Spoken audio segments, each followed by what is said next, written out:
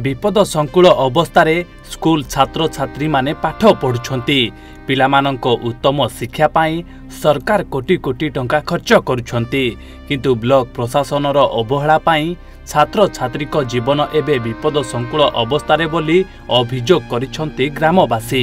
Oasis fertility रे व्यक्तिगत एवं विज्ञान भित्तिक चिकित्सा सहित आपणकर सुस्थ शिशु को 69% सफलता हार रे रखंतु। बलांगीर जिला खपराखोल ब्लॉक पड़िया बाहाल पंचायतर पाचेर प्राथमिक विद्यालय रे देखिबाकू मिलिछि एभली घटना। 1954 मसीहारू स्थापित पुरातन पाचेर प्राथमिक विद्यालय रे प्रथम रु अष्टम श्रेणी पर्यंत पाठपढ़ा चली एवं शिक्षादान पाई अछंती 5 जन शिक्षक और शिक्षयित्री।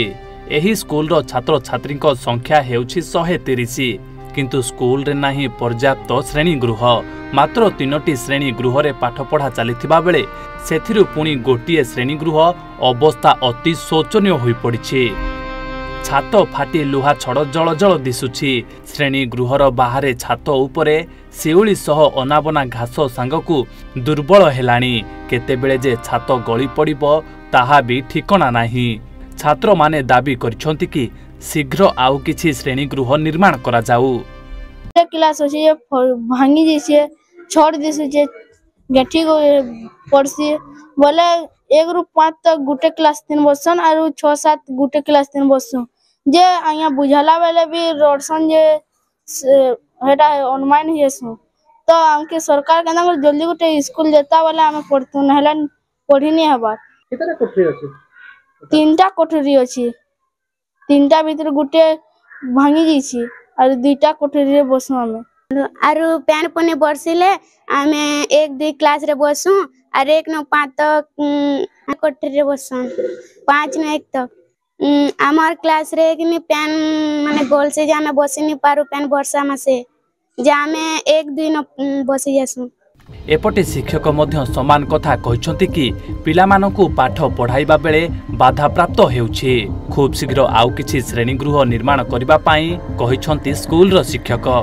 एठाने 3टा श्रेणी कोठरी अछि आउ 3टा श्रेणी कोठरी रु गुटे श्रेणी कोठरी भंगा ददरा अवस्था रे अछि जेनठाने कि तार वर्षा मासले पेन गलसी। केते स्टूडेंट अछि? एठाने 130 अछन छ आगे ना 8टा 1 रु 8 क्लास तक अछन एठाने आरु हमें 1 रु 5 क्लास तक गुटे ठाने बसे देसो जेतेले वर्षा हे जासी आर गुटे 6-7-8 उठने बससन आ बाकी दिन जेन हमर आधा भंगा जेन कुठरी रहसे फेन एडजस्ट कर बसे करे पढोस। हम पढ़ला बेले जते बेले कुठरी न आज्ञा 3टा-4टा श्रेणी के बसाए बेले गुटे छुआ के पढोतबे गुटे क्लास के बेले आर गुटे क्लास के पढ़ला बेले जनता गले डिस्टर्ब होबा। तेबे ग्रामवासी कहछंती कि ब्लॉक प्रशासन ठारू आरंभ करी जिला प्रशासन पर्यंत सभिंक पाखरे अभियोग करि सारिलेनी हेले कोनोसी सुफल मिलु नाही। स्कूल रो इटा तो 5-8 बरस हो गलान तो ये मामला नहीं करे पहला आम वियोग जनालु जे हमर श्रेणी गृह अभाव अच्छे छुआ बसवार केदे असुविधा होचन तो बिल्डिंग फिल्डिंग गुटे दौन सार बोल वियोग लेखिक देलुन तापर वीडियो के लेखिक 3-4 थर दिहलान।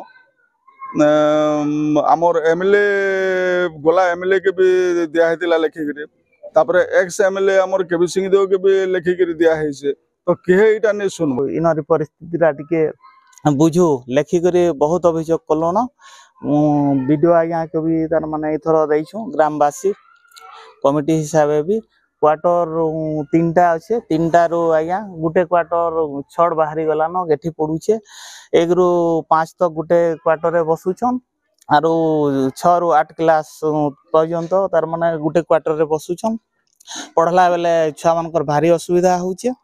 एपटे खपराखोल वीडियो विवेकानंद सडंगी कहछंती कि खूब शीघ्र पिलामानक श्रेणी गृह समस्या दूर हेबो।